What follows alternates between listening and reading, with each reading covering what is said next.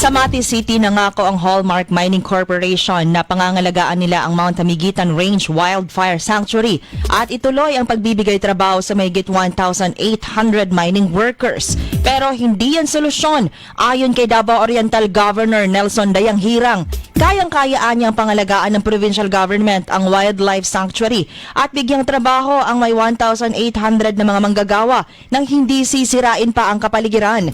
Giit niya, dapat matigil ang mining na ang permit ay bigay ng national government.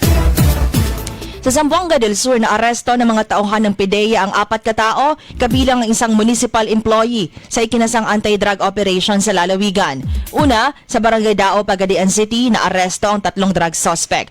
Huli rin ang isa pang suspect sa bayan ng Imelda sa Zamboanga del Sur.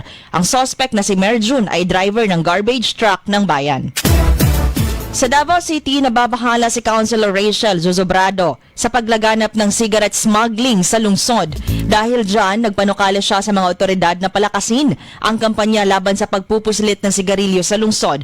Pati ang pagbebenta ng vape at vape smoking ay dapat higpitan ayon sa mambabatas. Sa General Santos City, posporo na pinaglaruan ng isang bata ang pinaniniwala ang dahilan ng sunog na nagsimula sa tindahan ng inuming nakakalasing. Ayon sa mga otoridad, 16 na mga bahay ang nadamay sa Philarm Road, Barangay Fatima. Karamihan sa mga ito ay yari sa light materials, kaya't mabilis kumalat ang apoy.